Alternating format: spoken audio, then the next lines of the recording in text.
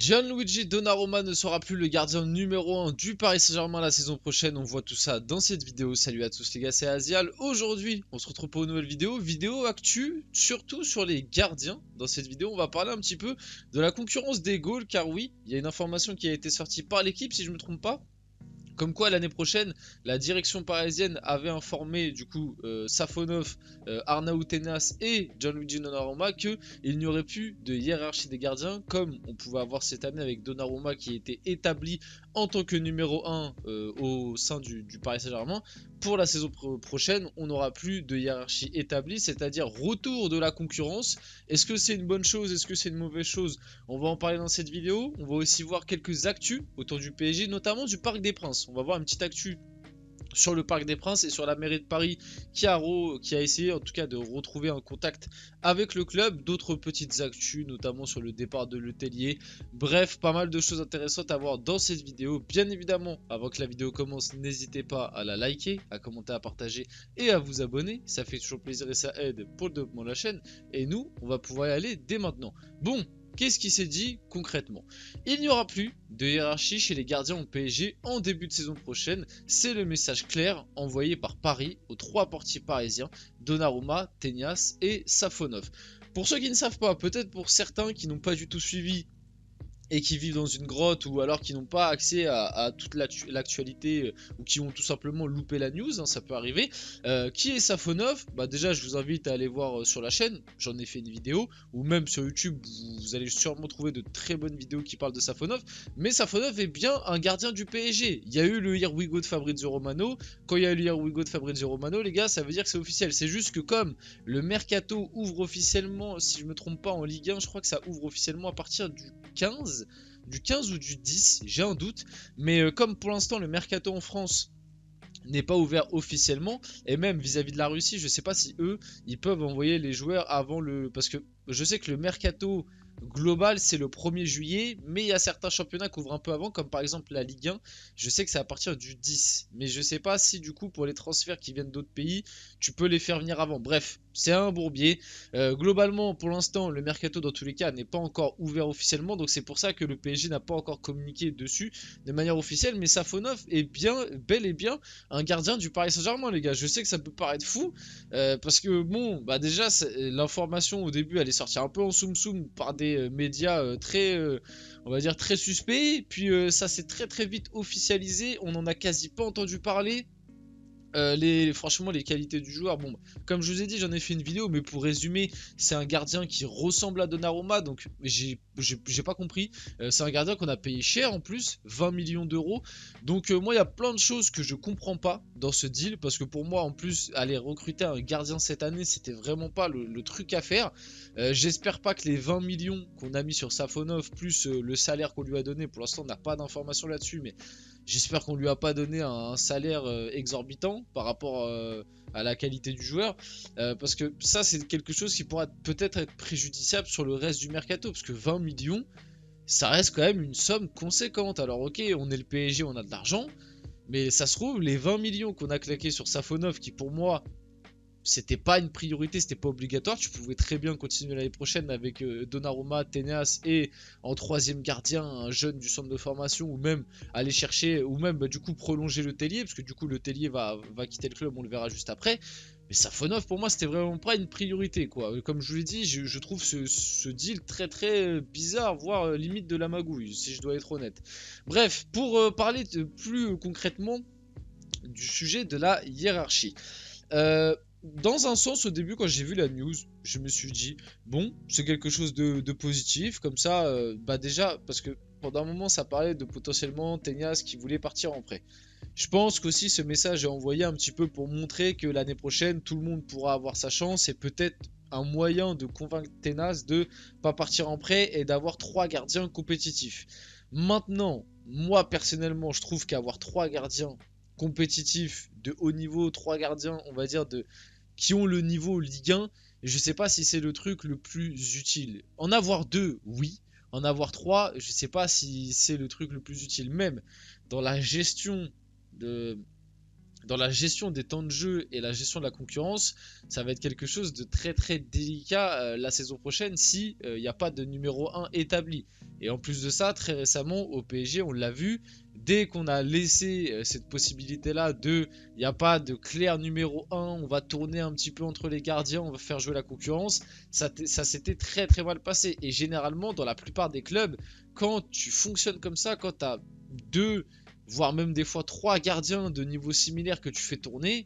Déjà 3 gardiens de niveau similaire que tu fais tourner, je sais même pas si c'est déjà arrivé dans un club. Mais quand on a 2 de niveau similaire que tu fais tourner, généralement ça se passe pas très bien. Comme je vous l'ai dit, nous au PSG, on l'a vu sur les débuts de Donnarumma Navas, où ça s'était pas bien passé du tout. Même dans leurs relations, etc., ça passait très très mal. On l'a vu au Real Madrid avec Courtois et Navas, où c'est pareil, ça s'était pas bien passé du tout. À l'époque au Barça, quand il y avait Ter Stegen, Claudio Bravo, alors bon, il gagne la Ligue des Champions avec ce fonctionnement-là. Mais je me rappelle qu'il y avait quand même pas mal de gogoleries et que c'était pas non plus un truc de fou. Et généralement, la plupart des grands clubs fonctionnent avec un numéro 1 établi et un numéro 2 qui soit est un gardien en fin de carrière qui a quand même un certain niveau pour remplacer le numéro 1, soit un jeune qui a du potentiel qui peut potentiellement aller chercher le numéro 1 sur les années à venir. Donc pour moi, Donnarumma Tenas, c'était cohérent, parce que tu avais un gardien plus jeune que Donnarumma, Tenas, qui en plus a des qualités différentes dans le profil, qualité de jeu au pied, etc. Bon, il est moins fort sur sa ligne, mais qualité de jeu au pied, etc. Il aurait pu être utile dans certaines configurations. Luis Enrique aurait pu se dire, bon, là dans ce match-là, on va pas subir beaucoup de tirs, mais par contre, on va peut-être être un peu trop pressé. C'est peut-être mieux de mettre Tenas comme ça à la ressortie de balle pour, on va dire, sortir du pressing. Là, ça va être plus cohérent et tout. Tu vois, au moins, tu as 2 profils de gardiens différents.